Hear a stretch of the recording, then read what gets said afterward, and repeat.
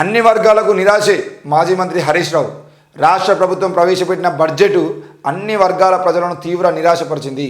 కొండంత ఆశ చూపి గోరంత బడ్జెట్ సభలో పెట్టిన రాష్ట్ర ప్రజలను మోసం చేశారు అని చెప్పేసి ఎన్నికల సమయంలో చెప్పింది చేంతడంతా, బడ్జెట్లో ఇస్తున్నది చెంచంతా ఉంది.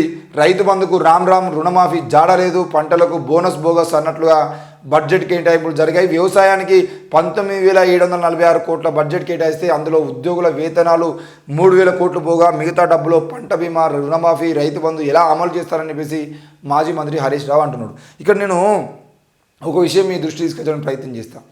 ప్రజలారా, అన్ని వర్గాలకు నిరాశ అని చెప్పేసి ఏ వర్గాలకు ఎంత నిరాశ జరిగిందో హరీష్ రావు చెప్పలేకపోతున్నాడు.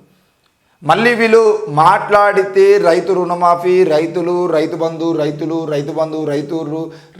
అని చెప్పేసి మాట్లాడుతూ ఉంటే అసలు ఇక్కడ ఎవరు రైతులు? తెలంగాణ రాష్ట్రంలో ఎన్ని వేల ఎకరాల వ్యవసాయ భూమి ఉంది?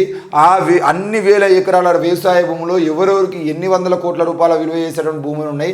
అందులో భూమి లేని వాళ్ళు ఎంతమంది? 4 కోట్ల తెలంగాణ ప్రజానికంలో ఈరోజు అసలు భూమి లేని వాళ్ళు ఎంతమంది ఉన్నారు? ఒక లెక్క తీయండి.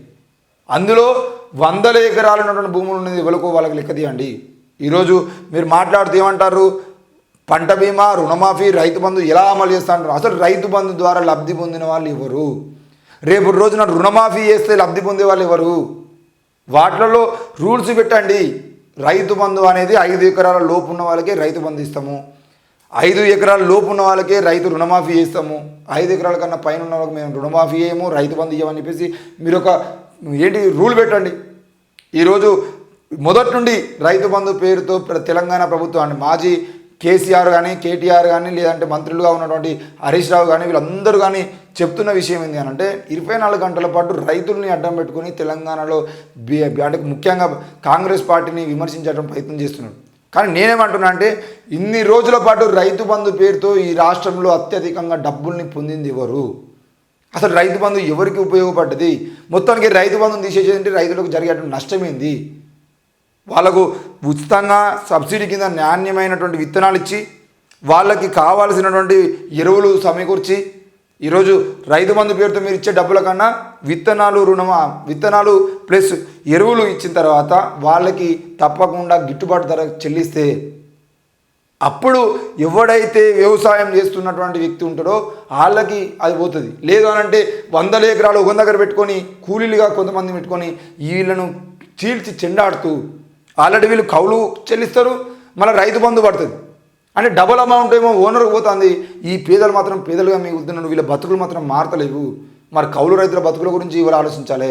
ఈరోజు రైతు రుణమాఫీ అయినా, రైతు బంధు అయినా ఎవరికైతే భూములు ఉంటాయో వాళ్ళ బతుకులు బాగుపడుతున్నాయి తప్ప నిజంగా వ్యవసాయం చేస్తున్న రైతులకు సంబంధించిన విషయంలో ఎవరి జీవితాలు బాగుపడతలేవు. కాబట్టి తప్పకుండా మీరు అంటున్నట్టుగా అన్ని వర్గాలకు నిరాశ చేకూర్చండి. ఏ వర్గాలకు ఎంత నిరాశ ఉన్నది దాని గురించి మాట్లాడండి. మీ బడ్జెట్లో మీరు ఎంత న్యాయం చేసిర్రు, ఇప్పుడు బడ్జెట్లో ఎంత అన్యాయం జరుగుతుంది, ఆ బడ్జెట్ను ఈ బడ్జెట్ను తీసుకొని పవర్ పాయింట్ ప్రజెంటేషన్ ఇవ్వండి. అలవాటే కదా పవర్ పాయింట్ ప్రజెంటేషన్లో. పోయిన సంవత్సరం మీరు దళితుల సంక్షేమం కోసం ఇంత కేటాయించారు, ఇంత ఖర్చు చేసినాము. అందులో మళ్ళీ మీరు గుర్తుపెట్టుకోవాల్సిన విషయం ఏంటి అంటే ఎస్సీ సప్లాన్ నిధులు ఏవైతే ఉన్నాయో ఆ సప్లాన్ నిధులను కూడా పక్కదారి పట్టించి మిషన్ కాకతీయ కోసం, మిషన్ భగీరథ కోసం, కాళేశ్వరం ప్రాజెక్టు కోసం ఖర్చు చేసినటువంటి ఘనత ఈ బీఆర్ఎస్ ప్రభుత్వం ఉంది. ఎస్సీ సప్లాన్ నిధులు అవి దళితుల అభివృద్ధి కోసం ఖర్చు చేయాల్సిన నిధుల్ని కూడా తీసుకుపోయి మీరు కాళేశ్వరం ప్రాజెక్టులో ఖర్చు చేసుకున్న పాపాన వేరు. మరి ఈరోజు మళ్ళీ మీరు అన్ని వర్గాలకు అన్యాయం జరుగుతుందని చెప్పేసి మాట్లాడుతున్నారు. ఇకపోతే అంకెల గారడి అని చెప్పేసి కిషన్ రెడ్డి అంటున్నారు.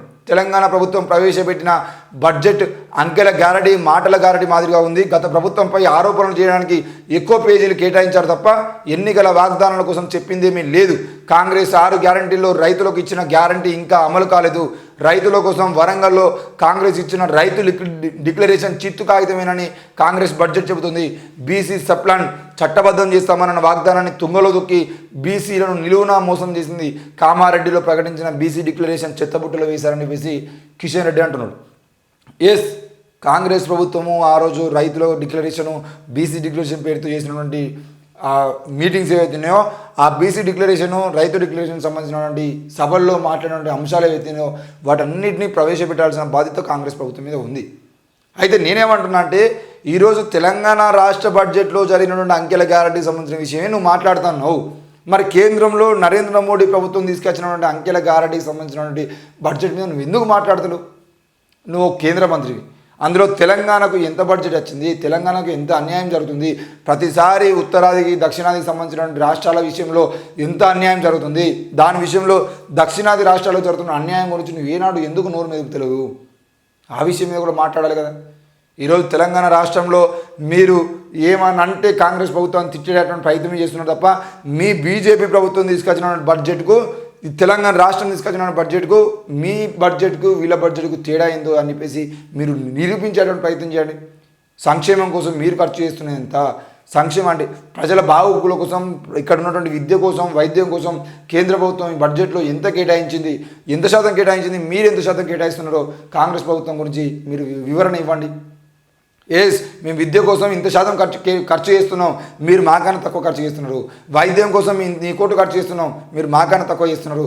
రైతుల కోసం ఇన్ని కోట్లు ఖర్చు చేస్తున్నాం, మీరు మాకన్నా తక్కువ చేస్తున్నారు అని చెప్పేసి కేంద్ర ప్రభుత్వం తీసుకొచ్చిన బడ్జెట్ను ముందర పెట్టుకొని మాట్లాడే దమ్ముంటే మాట్లాడాలి తప్ప లేదంటే అన్ని మూసుకొని కూర్చోవడం బెటరు. ఎందుకంటే కేంద్రంలో ప్రజలకి న్యాయం చేయాల్సిన ప్రభుత్వము కేంద్రంలో అన్యాయం చేస్తే దాన్ని ప్రశ్నించకుండా మీరు కేవలం రాష్ట్రంలో కాంగ్రెస్ ప్రభుత్వం తీసుకొచ్చిన బడ్జెట్ను ప్రశ్నిస్తాము, అసలు రాష్ట్రాలకు కేటాయించిన నిధులకు సంబంధించిన విషయంలోనే కేంద్రం వివక్ష చూపుతూ ఉంటే, మరి రాష్ట్రాలకు రావాల్సిన బడ్జెట్ను అడ్డుకుంటూ ఉంటే ఈరోజు రాష్ట్ర ప్రభుత్వాలు ఎట్లా పనిచేస్తాయి? రాష్ట్ర ప్రభుత్వాలు ఎట్లా ప్రజలకు న్యాయం చేస్తాయి? ఈ విషయం గురించి మాట్లాడాల్సిన కిషన్ రెడ్డి మాట్లాడకుండా ఏమనంటే బీజేపీ ఏం చేసినా, నరేంద్ర మోడీ ఇంత తప్పు చేసినా, ఇంత లంగా పని చేసినా మా మోడీ దేవుడు అని చెప్పేసి మాట్లాడే విధానం వీళ్ళ దగ్గర ఉంటుంది. మీరు తప్పకుండా కిషన్ రెడ్డి చేయాల్సిన పని ఏంది అని అంటే కేంద్రం తీసుకొచ్చిన బడ్జెట్ ఏదైతుందో ఆ బడ్జెట్ను, రాష్ట్ర బడ్జెట్ను రెండింటిని పోల్చుతూ మీరు కూడా పవర్ పాయింట్ ప్రజెంటేషన్ ఇవ్వండి. ఇంకో విద్య కోసం, వైద్యం కోసం, ప్రజా రక్షణ కోసం, పోలీస్ వ్యవస్థ కోసం, దీనికోసం, రైతుల కోసం, డాక్టర్ల కోసం ఇన్ని ఖర్చులు మేము చేస్తున్నాం, ఇంకో మీరు చేస్తూనే మాకన్నా తక్కువ శాతంలో ఉంది అని చెప్పేసి నిరూపించడం ప్రయత్నం చేయండి. ఇక ఇది మంచి బడ్జెట్ అని చెప్పేసి కూనంనేని సాంబశివరావు ఎమ్మెల్యే గారు అంటున్నాడు. రాష్ట్ర ప్రభుత్వం వాస్తవిక ఓట్ ఆన్ అకౌంట్ బడ్జెట్ ప్రవేశపెట్టింది. గత బడ్జెట్ కంటే ఎక్కువ ఉండాలని ప్రగల్భాలకు పోకుండా వాస్తవాలు ఆధారంగా బడ్జెట్ రూపొందించారు అని చెప్పేసి ఆయన చెప్తా ఉన్నాడు. మరి ఏది ఏమైనా కూడా కాంగ్రెస్ ప్రభుత్వం తీసుకొచ్చిన బడ్జెట్ ఏదైందో అది అన్ని వర్గాలకు న్యాయం చేయాలని చెప్పేసి మనం కోరుదాం.